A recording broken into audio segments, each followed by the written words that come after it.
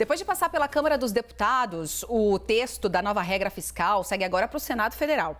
Segundo fontes ouvidas aqui pela CNN, a Casa deve analisar a matéria no plenário ainda esse mês, antes do recesso parlamentar. A expectativa é que a aprovação seja tranquila, com o apoio de pelo menos 60 dos 81 senadores. Sobre esse assunto, a gente vai conversar agora ao vivo com o relator do projeto na Casa, o senador Omar Aziz, do PSD. Senador, obrigada pela sua presença aqui conosco. Seja muito bem-vindo. Bom dia, Stephanie. Bom dia, Elaine. É um prazer estar aqui com vocês novamente. Bom dia. Obrigada, senadora. Elaine Basti, nossa analista de economia, também está aqui conosco, vai nos ajudar a conduzir esse bate-papo, viu, senador? Essas nossas contas estão certas, senador? Pelo menos 60 dos 81, a expectativa é realmente de uma aprovação fácil, tranquila aí na Casa? Há uma expectativa da nação brasileira, não é só do Congresso Nacional. A aprovação na Câmara, ela foi com uma certa tranquilidade, tanto o pedido de urgência como a votação depois do mérito do arcabouço fiscal. O Senado é uma casa revisora, mas tenho a certeza absoluta que haverá aí discussões, alguns flexibilizar mais, outros apertar mais, arrochar mais, mas a gente vai chegar no denominador comum. O relatório aprovado na Câmara, feito pelo deputado Cajado, é um relatório que eu acho que agradou a grande maioria.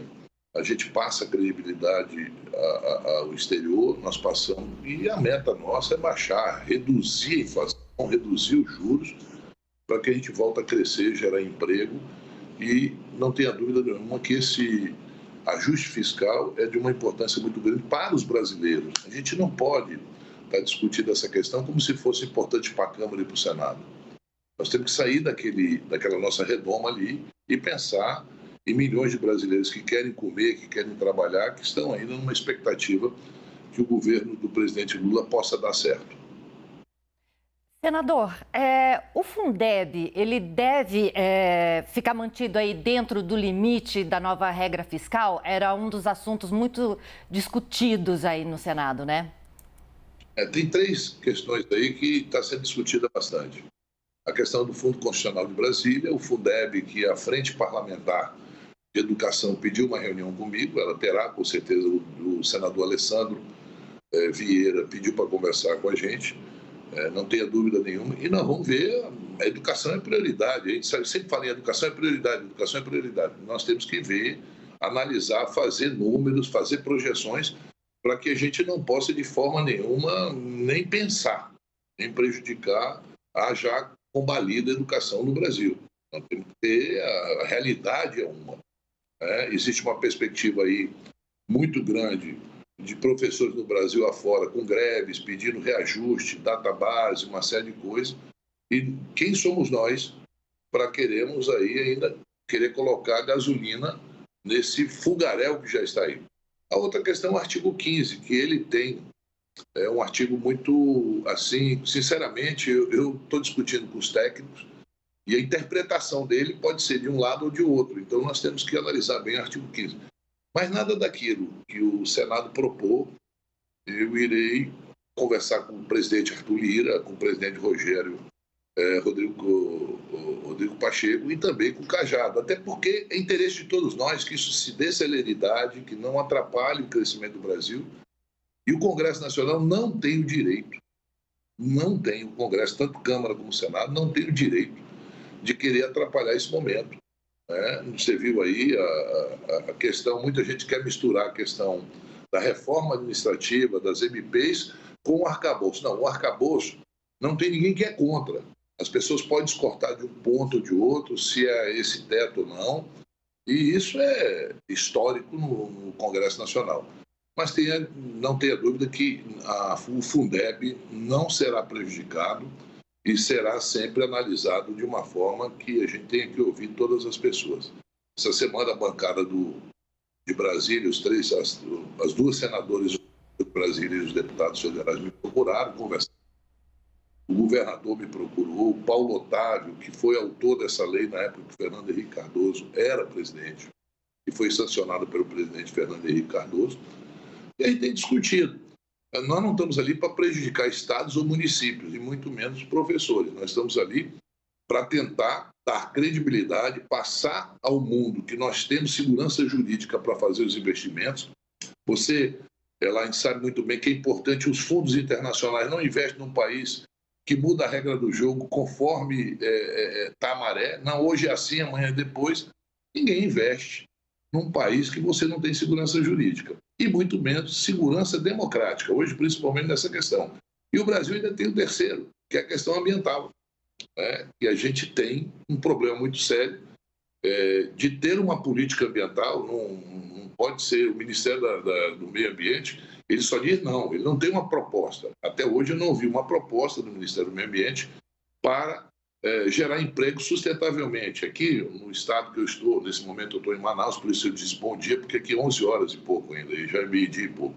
Então, isso tudo é uma série de coisas. Então, o Brasil, além da questão ambiental, que com certeza absoluta, cada vez mais vai ficar mais apertado, mais difícil você produzir no Brasil por causa dessas questões ambientais, e também você vê que o mundo todo clama por isso. Está tendo essa discussão lá no Amapá, que é um assunto também que nos diz respeito, que a gente está discutindo, mas hoje eu estou falando aqui sobre arcabouço. Essas outras questões, no dia que vocês quiserem discutir a questão ambiental, é só me convidar que eu estarei à disposição de vocês. Pode deixar, senador, as portas estarão abertas para que a gente possa discutir esses outros temas também. Mas voltando a falar da questão do arcabouço fiscal, o senhor bem disse aí que está conversando com o presidente da Câmara dos Deputados, deputado Arthur Lira. Não, não falei com ele. Oi, perdão? Eu não falei, eu irei falar. A partir do momento que as propostas e emendas chegarem, é lógico que, para que eu não tenho interesse nenhum de não dar celeridade na aprovação do arcabouço. Então, eu não quero protelar, eu quero ser rápido. E para mim ser rápido, se tiver que voltar para a Câmara, eu quero estar acordado com o presidente e o relator, para que a gente não tenha uma discussão aí que não vai chegar a lugar nenhum. Muda aqui no Senado, chega na Câmara, volta tudo como era antes, né? Como tem acontecido. Então, essas coisas... e eu tenho uma ótima relação com o deputado Arthur Lira, e o Arthur Lira eu sou muito amigo do pai dele, que foi senador comigo, o Benedito. O Arthur Lira, como qualquer um de nós, tem defeitos, mas ele tem uma virtude, ele tem palavra, ele cumpre aquilo que ele acorda. Então, isso é importante no processo político e principalmente entre duas casas que não são adversárias.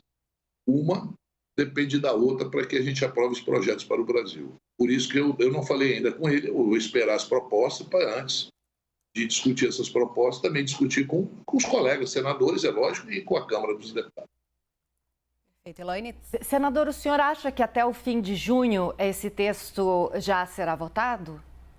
Eu espero que bem antes, né? Eu espero até o dia 20, 21, a gente possa fazer o que foi para cá, e a CAI me repassou o projeto na sexta-feira, tá certo? Sexta-feira agora que eu recebi o projeto, foi protocolado na quinta, na sexta foi para a Comissão de Assuntos Econômicos, o presidente Vanderlan encaminhou para o meu gabinete. É normal, esse final de semana, a semana que vem, deve ter emendas ao projeto. Alguns senadores já me procuraram dizendo que querem emendar, uns dizendo que querem flexibilizar, outros dizendo que querem arrochar mais. Cada um tem um pensamento. Mas a gente chega no denominador comum. Acho que o texto que veio da Câmara agradou 90 e poucos % da população, e de vocês que analisam a economia, você principalmente que está todo dia nessa área econômica, sabe que você deve ter conversado com empresários, deve ter conversado com líderes empresariais, e essas pessoas têm essa perspectiva. E não somos nós que temos o direito, como eu volto a repetir, de não querer que o Brasil volte a crescer e gerar emprego e renda para a população brasileira. E aí, senador, dá para esperar que vamos colocar uma pedra nesse assunto? A máquina econômica brasileira vai estar plenamente resolvida com a aprovação desse projeto? Ou há ainda alguma chance? O que o senhor espera depois da aprovação aí na casa, os próximos passos? Eu não entendi bem a sua pergunta, falhou um pouco. Você pode repetir? Claro, sem problema. Eu perguntei para o senhor qual é a expectativa para os próximos passos, né? Porque é um projeto complexo para tentar organizar a ainda mais complexa máquina pública brasileira, né? O arcabouço fiscal já é um palavrão, porque é exatamente isso que é, né? É extremamente complexo e cheio de minúcias. O que o senhor espera para os próximos passos depois da aprovação na casa, a colocação em prática, né, desse novo arcabouço? Veja bem, nós temos a reforma tributária ainda, né, que vai ser discutida. Não tenha dúvida nenhuma que isso vai também ser um outro debate. É um debate que isso é desde a reforma tributária que a gente tem do Costa e Silva. Ela foi modificada alguns pontos, mas naquele momento nós vivíamos um regime de exceção. Era muito mais fácil aprovar os projetos na Câmara e no Senado que hoje. É um debate democrático. Mas o Brasil tem um potencial muito grande. O que aconteceu com o Brasil, e muita gente questiona o presidente Lula, um pouco da ausência. Diferentemente de 2003, quando o presidente Lula assumiu, nós tínhamos um país em paz, democrático, houve uma transição tranquila da saída do Fernando Henrique para a entrada do presidente Lula. Agora não, o presidente Lula num país dividido, vocês viram o que aconteceu dia 8, todo o Brasil viu. E o Brasil numa situação internacional muito delicada. Isso nos cria grandes problemas. O presidente teve que se voltar para a área internacional. Sem os países mais ricos do mundo, sem os empresários que possam investir no Brasil, se a gente não tivesse a segurança de que a democracia ia prevalecer, que o comportamento ambiental deste governo seria diferente do outro, e uma série de outras coisas, o Lula se voltou. Agora, o presidente Lula, eu acho que ele fez esse papel importante, se volta agora para o Brasil e vai fazer essa política que ele sempre soube fazer muito bem.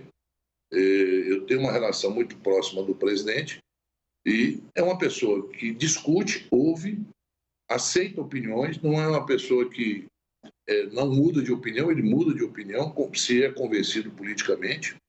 Então, eu creio que nós vamos passar a ter um momento de tranquilidade na economia, discutir os programas nessa área com mais tranquilidade, apesar de você ter um Congresso bastante dividido. Não dá para dizer que o país... Mas a gente não pode chegar e dizer que todo mundo que é conservador é de direita, é golpista. Não é verdade. Você, uma pessoa que votou no Bolsonaro, não quer dizer que ela votou no Bolsonaro que ela seja golpista ou de direita. Não é isso. Então, nós temos que tratar essas questões e dentro do Congresso não tem jeito. São questões que são culturais ali e você vai ter que se adequar a essa nova realidade. O Congresso, ele trabalha cada dia um momento. Cada momento tem lá um tempo. E eu espero que a gente possa realmente fazer e contribuir para que o Brasil volte a crescer e gerar emprego. Vou agradecer aqui e me despedir do senador Omar Aziz a respeito desse arcabouço fiscal, a expectativa do início da análise dessa pauta lá no Senado essa semana. Estaremos atentos, viu, senador? Obrigada pela sua presença aqui conosco. Muito obrigada. Muito obrigado a vocês e obrigado aos telespectadores da CNN, a você, Stephanie, e você, Elaine. Muito obrigado pelo espaço.